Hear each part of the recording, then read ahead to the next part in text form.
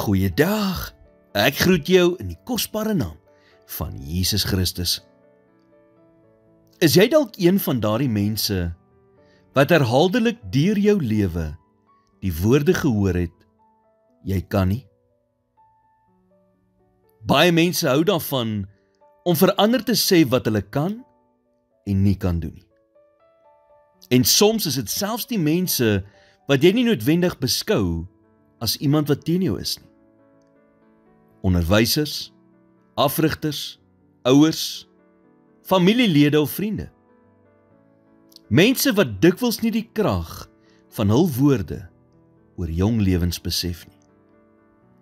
En so word baie mense groot met die gedagte, ek kan nie.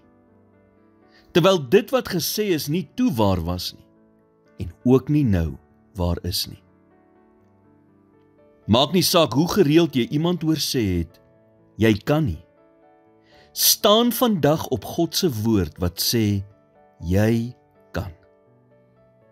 Deur Christus wat jou die krag gee, is jy in staat om enige iets te kan doen, wat God wil doen, in en deur jou lewe.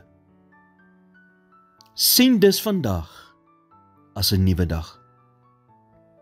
Sit die verlede en al die negatiewe opmerkings wat deel daarvan is, agter jou.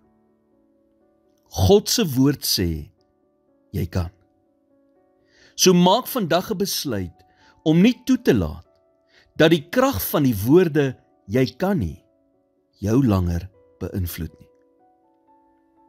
In die gesig van al die uitdagings van die beloofde land, het God vir Josua gesê in Josua 1 vers 6, wees sterk en volmoed, want jy sal hierdie volk die land laat erwe, wat ek hulle vaders met 'n eed beloof het, om aan hulle te gee.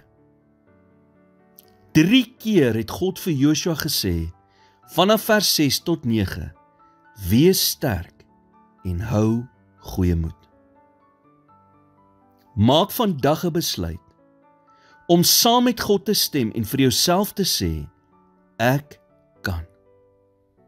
Laat die krag van God se woorde vandag, die krag van elke negatiewe woord oorheers, wat nog ooit vir jou of oor jou gespreek is.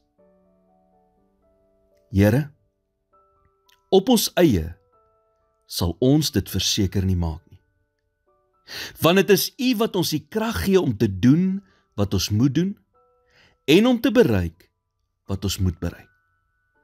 Dankie dat U saam met ons is in elke oomblik van hierdie lewenspad. In Jesus naam bid ek dit. Amen.